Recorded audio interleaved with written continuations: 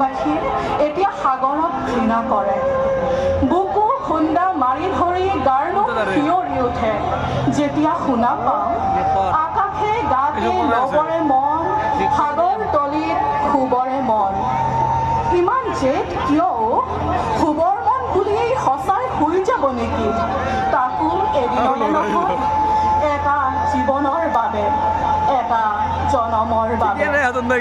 বোকা নৃত্য কৰা ল'ৰাবোৰ যদি সেইদিনা আপোনাৰ লগত থাকিলহেঁতেন, সিহঁতি সেই জাহাজৰ পৰা জঁপিয়াই হ'লেও আপোনাক বচালেহেঁতেন। কোনোবাই ঠিকেই কৈছে, ব্ৰহ্মপুত্ৰ হোৱা হ'লে সঁচাই উভতাই পঠালেহেঁতেন। আপোনাৰ সত্তা সেই বিদেশৰ সাগৰে কেনেকৈ বুজিব? আপুনি জানিছিল ন যে অসমত থাকিলে আপোনাৰ কেতিয়াও মৃত্যু হ'ব নোৱাৰে?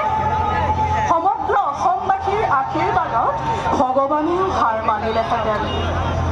আকাশী ৰথেৰে আহি নামিলা তুমি, প্ৰেমৰে বুৱতী এটি সুঁতি হ'ল। অচিনা দেশত আছিলা তুমি, দূৰণিত আছিলে কোনো বাজে ৰৈ। নিজৰ সকলো সৃষ্টিক নিজৰ লগত কেতিয়াবাই মিলাই থৈ গ'ল, বুজিবৰহে নহ'ল। আপোনাৰ বিশাল সত্তাক শ্ৰদ্ধা জনাই আকাশখনেও নাকান্দি নোৱাৰিলে। বৰষুণত তিতি তিতি সকলোৱে চিঞৰি চিঞৰি গাইছে, ধুমুহাৰ সতে মোৰ বহু যুগৰে নাচো, এন্ধাৰো সঁচা মোৰ বহু দিনৰে আপোন। আপোনাৰ যদি অসমলৈ মনত পৰি চকুলো বয়, শেষ যাত্ৰাত দিয়া গামোচাৰে চকুলো মচি ল'ব দেই।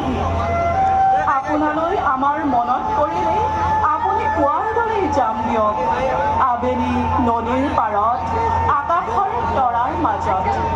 আপুনি কোৱাৰ দৰেই সফল হৈছে দাদা, এয়া আৰু কোনো জনমলৈ সম্ভৱ নহয়। একেলগে এফালে নামাজ আৰু আনফালে ভাগৱত পাঠ। সেইকেইদিন অসমখন বৰ ধুনীয়া হৈ পৰিছিল দাদা, একেবাৰে আপোনাৰ অসম। নাই কোনো হিন্দু মুছলমান, নাই কোনো জাতিৰ বিভেদ, আছিল মাথো অকল অসমীয়া। এয়াইতো আপোনাৰ সত্তা। হাজাৰ কবিতা লিখিও আপোনাক বখানিব নোৱাৰোঁ। আপোনাৰ হাঁহিতে মুকুতা সৰে, মায়াও আপুনি, আশাও আপুনি।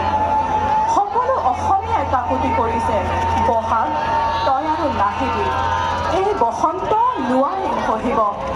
বহাগ আহিব কিন্তু ৰঙালী নাহিব।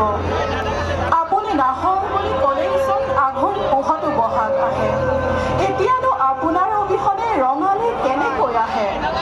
একেবাৰেই আপোনাৰ ভাষাত উৰুঙা উৰুঙা মাঘৰে বিহু, সেমেকা সেমেকা ৰঙালী বিহু।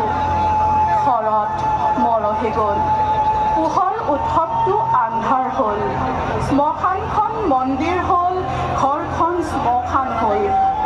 এনে এক মন্দিৰ য'ত কোনো জাতি ধৰ্ম নাই, সকলোৱে যাব পাৰে, কাৰো বাবেই বাধা নাই।